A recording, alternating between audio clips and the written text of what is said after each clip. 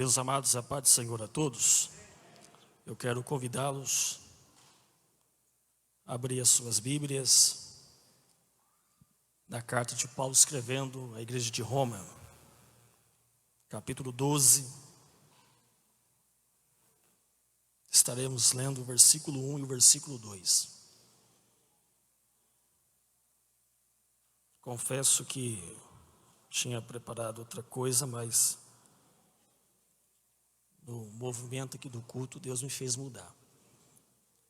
Enquanto os irmãos procuram, eu quero aqui agradecer a Deus de mais uma vez poder estar assumindo a tribuna e num culto tão especial como este, que é o culto a qual nós estaremos relembrando ou lembrando aquilo que Jesus fez por nós. Que Deus abençoe o pastor Isaac pelo convite. Deus abençoe o senhor, aos demais companheiros, pastores, que Deus possa abençoá-los. Romanos capítulo 12, versículo 1. Eu quero falar aqui sobre as 3 qualidades de um sacrifício do verdadeiro adorador. Rogo, pois, irmãos, pela compaixão de Deus, que apresenteis o vosso corpo por sacrifício vivo, santo e agradável a Deus, que é o vosso culto racional. Versículo 2: E não vos conformeis com este mundo, mas transformai-vos pela renovação da vossa mente, para que experimenteis qual seja a boa, agradável e perfeita vontade de Deus. Meus amados, nós sabemos que esta carta, ela foi escrita para a igreja que ficava situada na capital do Império Romano, a cidade de Roma. A cidade de Roma, ela era tanto o centro político do império e também, se é que possamos dizer, o centro religioso da cultura romana. E a Bíblia diz que o evangelho chega até essa cidade. E dali surge uma igreja que era composta de judeus convertidos e gentios, até porque havia uma comunidade judaica que morava nessa capital e alguns judeus abraçaram a fé. E surgiu a congregação, ou a igreja. E quando nós olhamos o capítulo 12, aqui Paulo está falando de culto. E pela orientação paulina, pelo texto que nós lemos aqui, dá a entender que os cristãos de Roma não estavam entendendo qual que era a verdadeira forma de cultuar. Se vocês prestarem atenção no texto, no versículo 1, Paulo começa dizendo: rogo, pois, irmãos. E interessante que eu falei culto aqui, porque o culto, ele está centralizado, claro que além de Deus, mas além de Deus, todo culto, ele está centralizado no sacrifício. Culto que não tem sacrifício não é culto. Culto, para ser culto, tem que ter sacrifício. Tem que ter oferta no altar. Tem que ser imolada a vítima. Tem que ter renúncia. E Paulo começa dizendo: rogo, pois, irmãos, pela compaixão de Deus. Percebe que Paulo aqui está fazendo um apelo para a igreja. Se a gente fosse trazer uma linguagem atual, Paulo está dizendo: quando vocês forem cultuarem pelo amor de Deus. E o texto prossegue dizendo que apresenteis o vosso corpo. Interessante, pastor Cristóvão, que a expressão apresentar aqui dá o sentido de trazer, entregar. Então entenda, amados, trazendo para os nossos dias, e claro para aquela época, que quando nós vamos para o culto, como um culto como este, a gente não vem na ideia primária para receber. A gente vem para entregar nossa adoração, o nosso sacrifício, o nosso louvor, o nosso glória. Então não vamos ao culto para receber, mas sim para entregar. Porque quando o texto fala que apresentais o vosso corpo, Paulo está dizendo que a nossa entrega, ela envolve todo o nosso ser. Desde o interior até o exterior, é a tricotomia. Ou seja, a entrega ela começa pelo espírito e alma e corpo. Então entendo que quando nós estamos na presença de Deus e cultuamos, Deus não quer a nossa adoração pela metade. Deus ele quer a nossa adoração por completo. E o texto prossegue: que apresenteis o vosso corpo. Ou seja, se é uma entrega completa, isso significa que dá uma alusão do sacrifício. Porque o texto diz: apresenteis o vosso corpo por sacrifício. E aí agora Paulo ele vai mostrar as 3 qualidades que a igreja de Roma deveria ter e que nós também devemos ter. Primeiro, Paulo diz: apresenteis o vosso corpo por sacrifício vivo. Na verdade, o apóstolo Paulo está fazendo uma alusão da antiga aliança, que quando os animais eram oferecidos no altar para serem imolados e sacrificados, para que pudesse cobrir o pecado da nação de Israel na antiga aliança. E claro que Paulo está fazendo alusão referente a essa questão, trazendo para os nossos dias, porque vale nós entendemos, e devemos entender isso, que para o mundo nós morremos, mas para Deus estamos vivos. E agora Paulo diz que nosso sacrifício, ele tem que ser vivo. Então entenda aqui, meus amados, que Deus ele não aceita sacrifício de crente morto. Deus aceita sacrifício de crente vivo. E deixa eu perguntar aqui nessa noite: quantos estão vivos aqui na presença de Deus? Levante a tua mão e dá o melhor grito de glória a Deus. Sabe por quê? Porque Deus ele quer que você entregue um sacrifício para Ele vivo, para a glória e para a honra do Senhor. Então na verdade é que quando Paulo fala que devemos apresentar o nosso corpo por sacrifício vivo, é muito mais do que se render, é muito mais do que entrega. Na verdade, Paulo está dizendo em outras palavras, que a nossa vida, a minha vida, a tua vida, a vida da igreja, nós devemos estar totalmente entregues sob o altar, para ser completamente consumidos no altar. Para quê, pastor?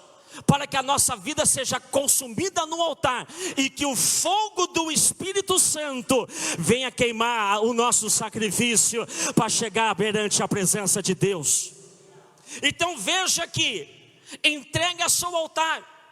E aí a gente pode entender que essa entrega é um sacrifício. Porque veja, o soldado, ele sacrifica pelo seu próprio exército. O médico, ele sacrifica pela sua profissão, ele se entrega. O atleta, ele se sacrifica em prol da sua atividade esportiva, para poder ganhar o torneio, coisa parecida. Agora, eu estou falando das coisas terrenas. Imagina agora no sentido espiritual. Então Deus, Ele quer da sua igreja nessa última hora, que nós possamos estar totalmente entregue no altar, para que Deus possa fazer do jeito dEle, da maneira dEle, do jeito dEle, para que o nome dEle venha a ser glorificado. Quantos acreditam nisso? Pode levantar suas mãos e adorar o nome do Senhor. Então a primeira qualidade, o sacrifício tem que ser vivo. Segundo, o sacrifício tem que ser santo. Isso significa que o nosso corpo pertence a Deus e deve ser separado para o seu uso exclusivo, sem mancha, sem mácula, sem defeito.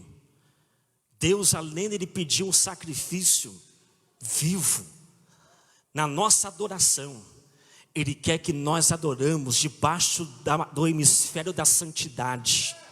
Aleluia. O nosso glória a Deus tem que ser santo. Eu estou sentindo Deus aqui. O nosso aleluia tem que ser santo. A nossa adoração tem que ser santa. Por quê, pastor Rogério? Porque o nosso Deus, Ele é santo. A Bíblia diz, Hebreus 12:14, seguim a paz com todos e a santificação sem a qual ninguém verá o Senhor.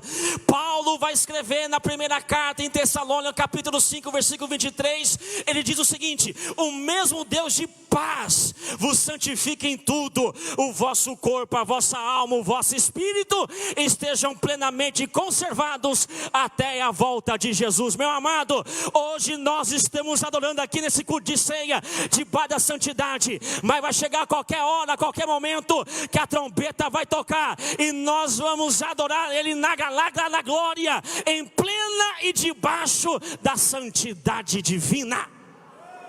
Aleluia. Então veja que a segunda qualidade tem que ser um sacrifício santo. Muitos querem adorar, mas não querem viver em santidade. Muitos até adoram. Por isso que Jesus falou para a mulher samaritana: o Pai procura os verdadeiros adoradores. E eu entendo, meus irmãos, que a nossa adoração não pode ser aquela adoração formalística, de boca para fora, porque aquele que anda na santificação progressiva, a adoração genuína sai de dentro, do coração, da alma. Oh, meu irmão, nessa noite nós estamos num culto singular, porque nós estamos aqui para celebrar aquilo que Jesus fez por nós. E Ele fez o seu próprio sacrifício. Ele entregou sua própria vida no altar chamado Gólgota. E nós estamos aqui para reverenciá-lo, para adorá-lo, para bendizê-lo. Eu costumo dizer que o culto de ceia é o melhor culto da igreja, porque nós não estamos aqui para celebrar um caixão de Jesus, não. Jesus não está no caixão, Ele está vivo, Ele ressuscitou, Ele está à destra de Deus, e a qualquer momento Ele vai buscar a sua igreja. Mas para isto, a nossa adoração tem que ser viva e também tem que ser santa. Terceira característica, estou no texto: agradável a Deus. Aí eu entendo, pastor Isaac, que quando Paulo usa essa expressão, agradável a Deus, lembra a alusão do altar do incenso, que Deus manda Moisés separar especiarias, para que Deus pudesse cheirar o sacrifício. A nossa adoração, simbolicamente falando, ela tem que chegar com um cheiro suave até as narinas de Deus. Aleluia. Para que Deus, uma linguagem antropomórfica e simbólica, Ele venha cheirar o nosso sacrifício. Aleluia. A Bíblia diz lá no livro de Êxodo, capítulo de número 30, do verso 34 ao 36, que Deus pede para Moisés separar algumas especiarias, a ônixa, estoraque e o gálbano. E aí, quando eu fui estudar sobre o gálbano, pastor Cristóvão, eu entendi algo extraordinário. Porque o gálbano é uma planta velha, ela não tem uma aparência nova. Quem olha para o gálbano é uma planta velha, sem vida. Mas o problema não é a aparência, a questão é a essência. Porque o texto diz que esse gálbano, junto com as outras especiarias, ele tinha que ser triturado, moído, para extrair o líquido, para fazer o sacrifício do incenso. Então veja que o gálbano era colocado, era triturado, para extrair o verdadeiro líquido. Meu irmão, a questão não é a aparência, a questão é a essência. Meu irmão, quantas das vezes a gente vem na igreja triturado, arrebentado, com os problemas do dia a dia, com os problemas das batalhas que nós enfrentamos, e a gente chega na igreja como um gálbano, arrebentado, triturado. Aí as pessoas olham para nós, porque tem situações que até a gente demonstra, a aparência está arrebentada, mas a questão, Deus não olha, não é a nossa estética, Ele quer extrair o verdadeiro líquido. Então eu aprendo uma coisa aqui nessa noite: quando mais vier tritura sobre a tua vida, mais vai sair o líquido da verdadeira adoração.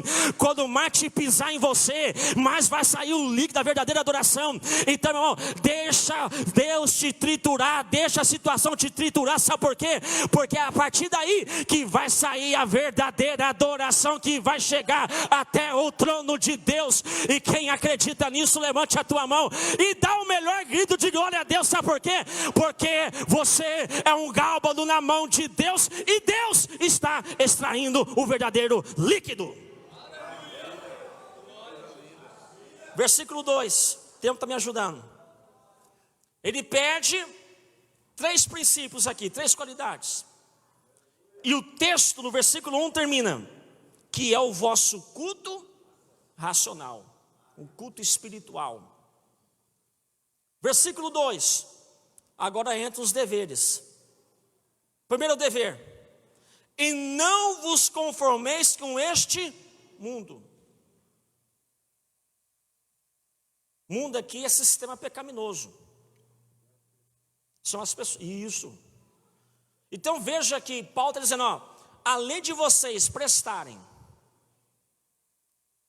essas 3 qualidades para que haja uma verdadeira adoração, para que haja o culto espiritual, racional, vocês não devem se conformar.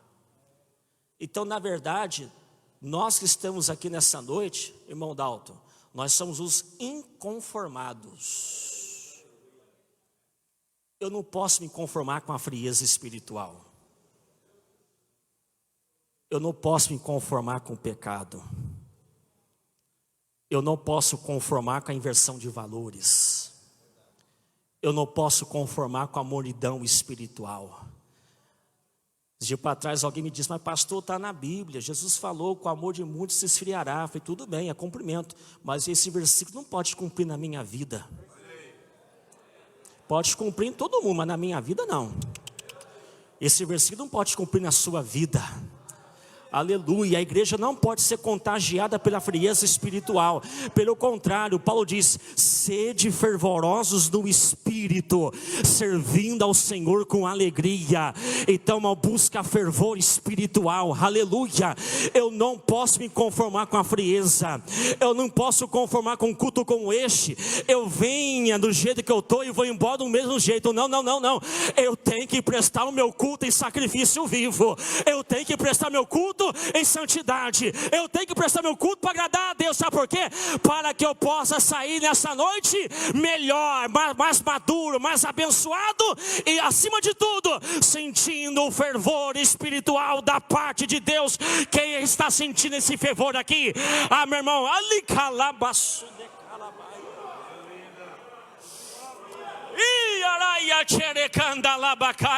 Eu sei que é um culto de ceia, é um culto de reflexão, mas quem tem glória dá glória, quem tem aleluia dá aleluia. Se você está com vontade de falar línguas estranhas, pode falar, porque é o vosso culto racional. Não me conformeis, eu não posso me conformar.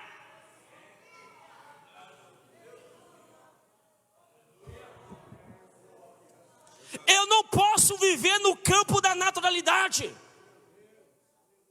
O cristão não anda no hemisfério da naturalidade, não. O cristão, ele anda no hemisfério da espiritualidade. Porque senão, olha, eu tenho andado um pouco, viu, pastor? E eu tenho visto algumas coisas que é preocupante. Porque parece que os cultos ficam mecanizados, formalístico. Eu não posso me conformar com isto.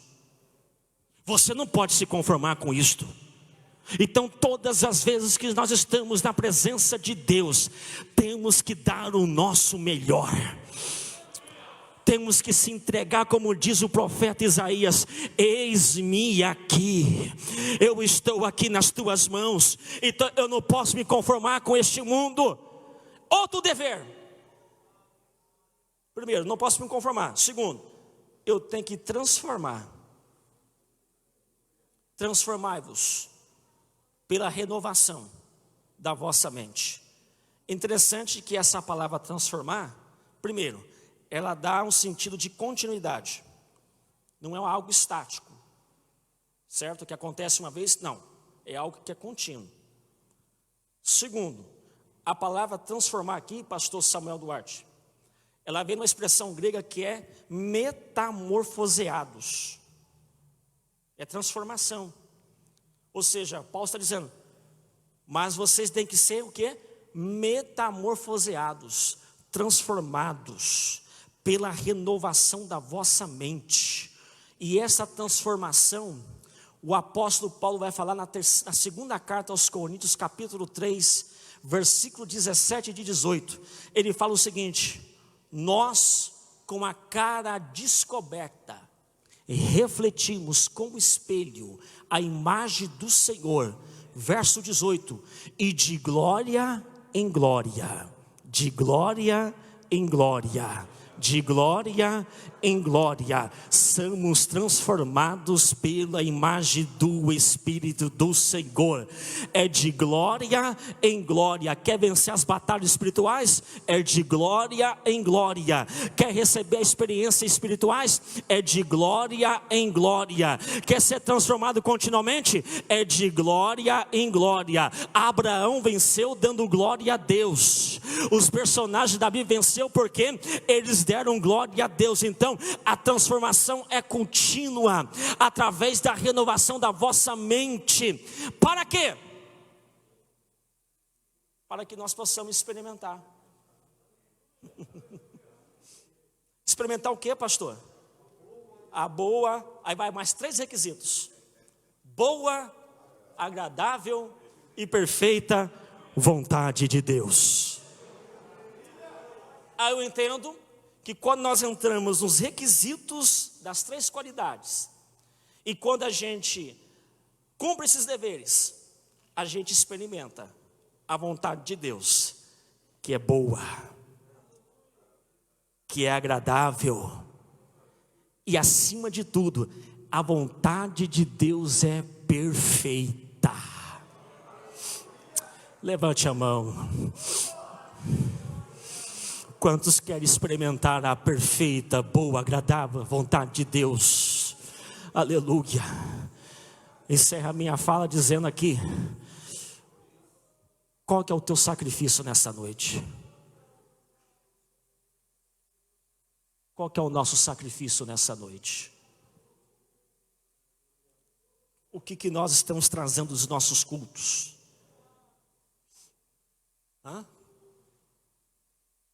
Eu não estou falando de dinheiro, não, estou falando de entrega.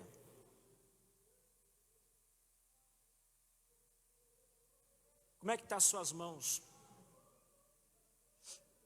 Deus está falando aqui nessa noite.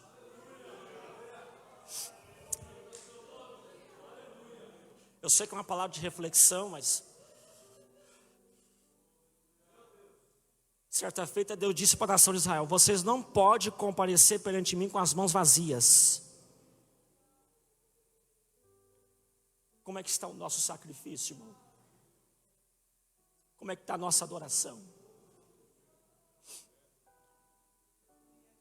Como é que está a nossa comunhão com Deus? Deus essa noite está olhando para o seu sacrifício. E Ele está vendo se o teu sacrifício está no altar ou não. Nós vamos participar da ceia daqui a uns pouquinhos instantes. E E eu vou liberar uma palavra aqui, porque Deus está mandando liberar. O Espírito Santo vai continuar trabalhando durante a ceia. E Ele vai receber o teu sacrifício nesta noite. Abalaia surianderraia tcherdecalabicanderraia. Aleluia. Deus vai cheirar sacrifício de crente aqui nesta noite. E Ele vai responder com poder e autoridade, para que o nome dEle venha a ser glorificado. E quem acredita nessa verdade, levante as duas mãos e dá o melhor grito de glória a Deus, porque nesse exato momento o Espírito